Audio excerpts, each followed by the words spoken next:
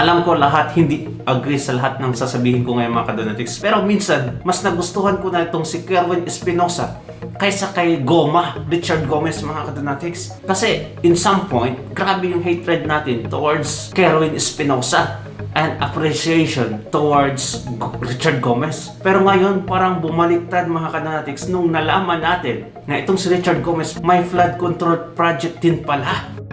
Kaya umiiyak siya nung sinabi ni Mayor Magalong na etong mga congressman nakikinabang din sa flood control. Kahit hindi naman nabanggit yung pangalan niya, ayun, umiiyak itong si Goma na pag-alaman natin. Meron din palang flood control project. At ito ay isiniwalat ng isang mayor sa Leyte. Ngayon, isang mayor na naman ang nagsiwalat sa flood control ni Richard Gomez. Ngayon, mayor na naman ng Albuera.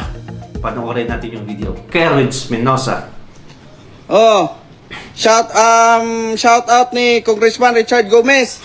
Ang imong district engineer imuha man gyud ang bata nga si Pipop. Palihog kano kuan kano. Palihog kog pangutana kabahay ni aning projika. District engineer ng project na yan mga kadonatics. Tuta or bata ni Richard Gomez. Yan yung gusto niyang sabihin dito. 17 million niya na ilahang report sa accomplishment is 80%.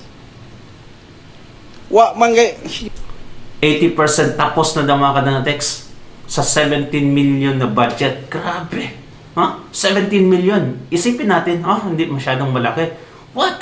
Kasi yung pinag-usapan natin, billion mga kadonatics. Pero, yung 17 million, grabe na yan magagawa mga kadonatics sa isang syudad. Ginoo ko. Unsa man ni tulis? Ay, lako. Dara. Yan.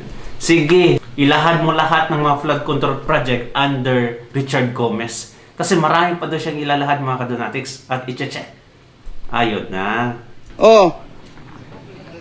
Tanawa ninyo. DPWH District Engineer Pipop.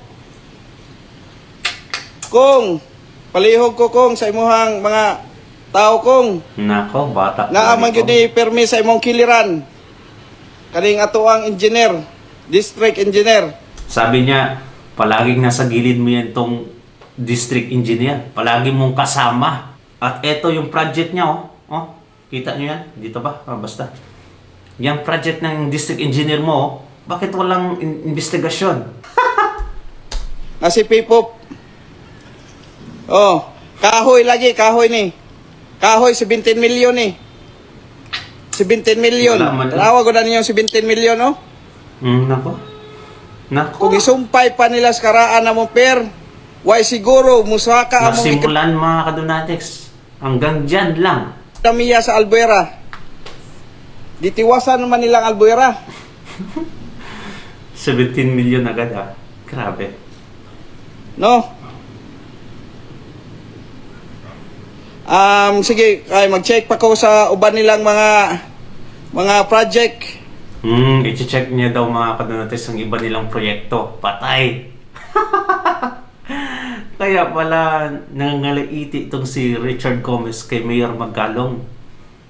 Ito yung mga dahilan pala. Sa DPWH, shout out ko ni Congressman Richard Gomez. Ang imuhang atabs. Imong atabs Richard Gomez. Kung nga si Pipop Soko. Hindi ito ibig sabihin mga kadonatics na panig na ko kay Kerwin Espinosa. Ang katotohanan lang yung panig natin mga kadonatics. Kaya kung ito ay totoo man, kaya dito tayo sa totoo, di ba? At iba na palihog kay daghang murag usa na ni sa Ghost Project. Kani maabot man gyud ni nasyonal. Amo ani ipaabot kaming mga mayor sa 4th district.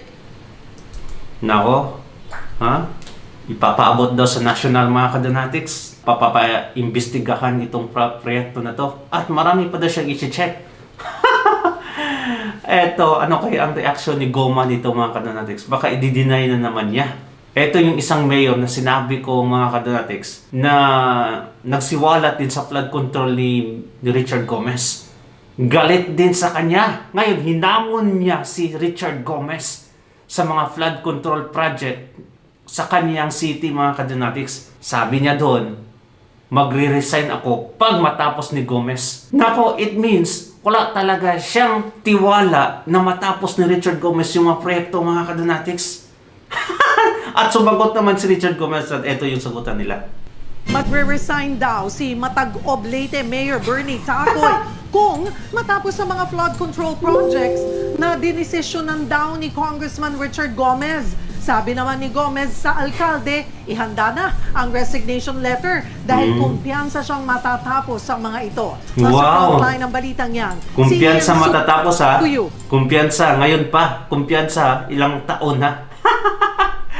Dahil na-expose na ang lahat mga kadonatics ha? Matatapos na daw. Grabe. Exclusive. Nakatakda na dapat matapos ngayong buwan ng isang river wall project sa bayan ng Matag-Ob sa Leyte. Pero bago pa man yan, nabuwal na ito kagad. Tingnan mo. Nako. Hamon ni Matag-Ob Mayor Bernie Tacoy kay Leyte 4th District Representative Richard Gomez na nagdesisyon daw sa proyekto, ayusin na ito. Dahil wala raw public consultation o komunikasyon sa DPWH at LGU, walang ideya ang lokal na pamahalaan kung anong klaseng mga materyales ang ginamit para sa konstruksyon ng proyektong ito.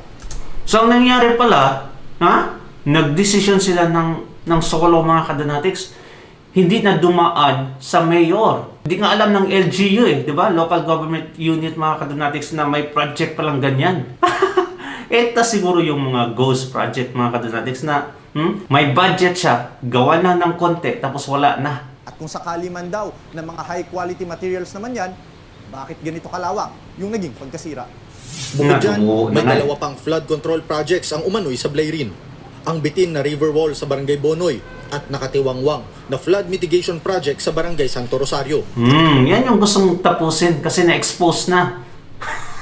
Ayon kay Mayor Tacoy, basta-basta na lang ginawa ang proyekto na walang permit mula sa LGU. Dagdag pa niya, kung maaayos agad ni Gomez ang flood control project sa kanilang bayan, ay magvo-voluntary resignation siya bilang Grabe. alkalde. Once tapos na, andyan na, mag-umpisa ang project, pipirma ako ng resignation sa position ko at hindi na ako tatakbo pa ng politics dito sa bayan. Sa isang Wow, grabe. Tiwalang-tiwala talaga siya mga kadonatics na walang magagawa itong si Richard Gomez. Biruin mo, I-risk niya mga kadonatics yung career niya as a politician. Magre-resign siya pag matapos ni Goma. Wala na talaga akong tiwala itong si Richard Gomez First, sinuportaan niya si Romualdez as a speaker. Ngayon, grabe appreciation ni Lucy Torres mga kadonatics kay BBM. Palihim pala. Grabe ginamit lang yung mga Duterte supporters at yung mga Duterte para manalo tong mga mag-asawang to, mga bungok. mga eksklusibong pahayag na ipinadala ni Gomez sa News 5, sinabi niyang kasinungalingan ang sinabi ni Mayor Tacoy na hindi na konsulta ang LGU. Eksklusibo ring ipinadala ni Gomez Mayor na ang nagsabi. Hindi nga alam ng mayor. It means, hindi talaga dumaan sa LGU. isang larawan. Kita riyan na nagpulong ang mga tauhan ng DPWH at Matag-Ob LGU noong Enero. Ano Isang kaya buwan pinagpulungan? bago simulan ang konstruksyon ng proyekto. Ush, may picture nga, pero ano kaya ang minutes doon? Dapat malaman natin kung anong minutes.